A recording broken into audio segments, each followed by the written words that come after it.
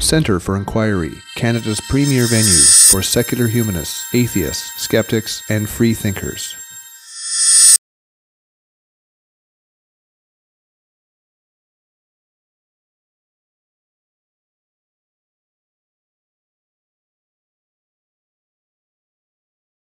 Hello, I'm Justin Goddard. Today on CFI's Teaching the Controversy, joining me is Rene Chouinard.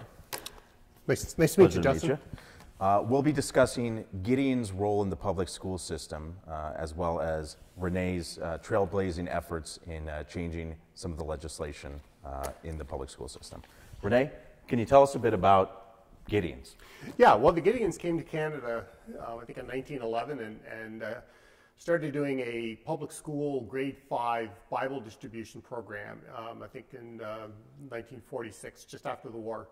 At one point, they claimed to have had all of the public school children in grade 5 receiving a Gideon Bible. So it was quite extensive initially. It's been falling off steadily ever since, certainly as larger communities became more diverse and there became a lot more different religions and cultures.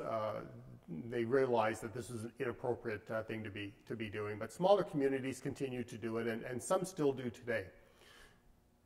I understand that Gideon's does a form of distribution called Sidewalk Distribution. Yeah, the Sidewalk program, I think, is something that they developed in response to the fall in access they were getting to the grade 5 program.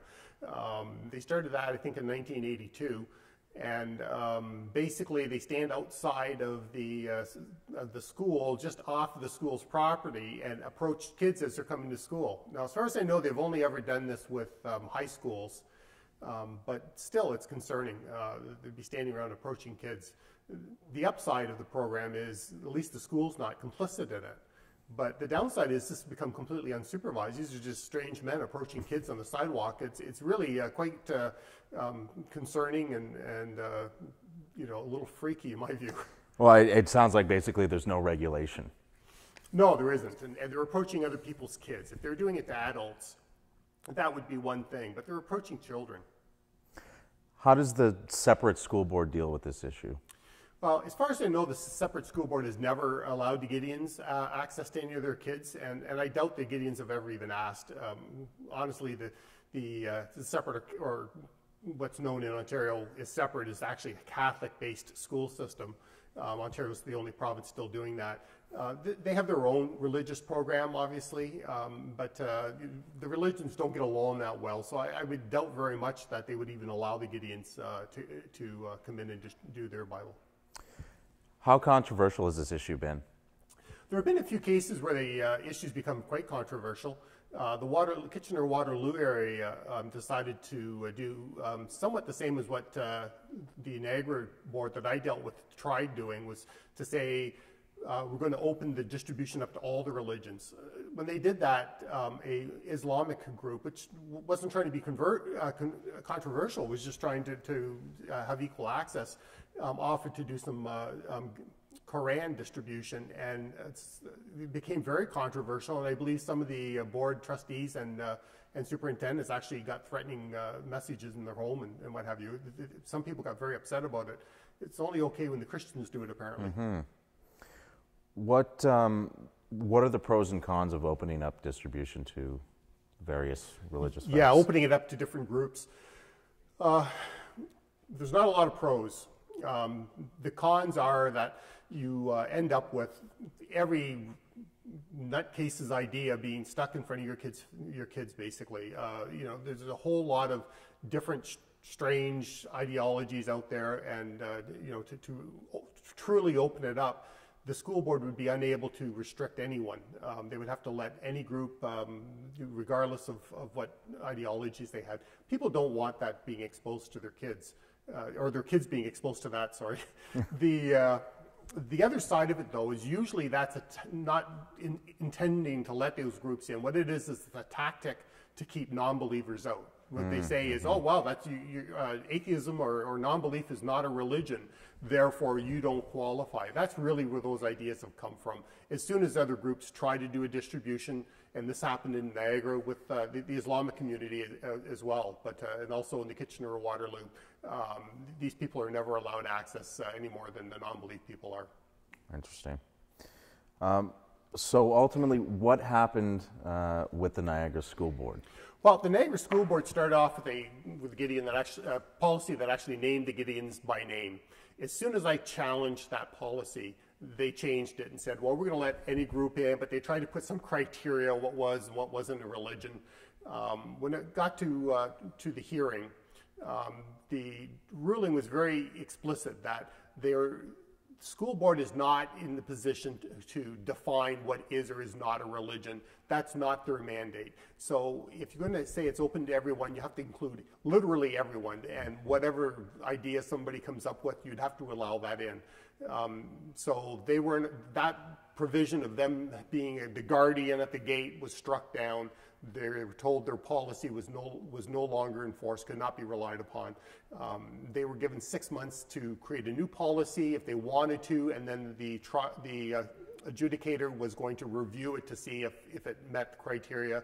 But he gave them no guidelines as to what might possibly be considered appropriate or what would meet.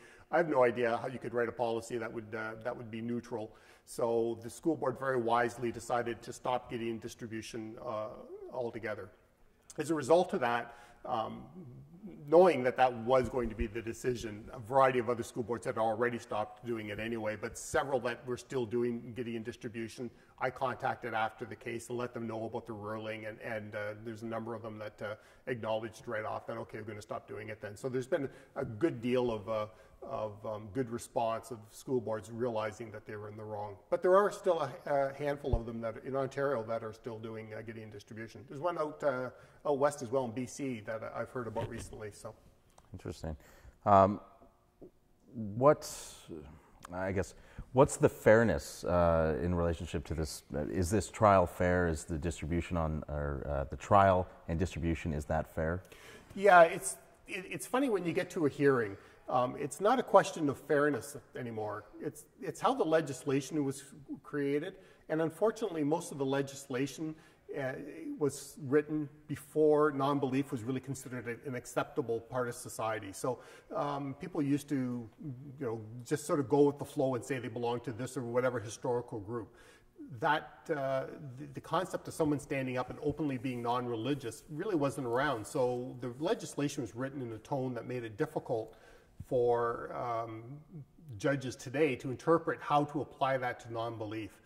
So we have to be very careful on legislation. We have to be careful on what new legislation we're writing and what we're supporting.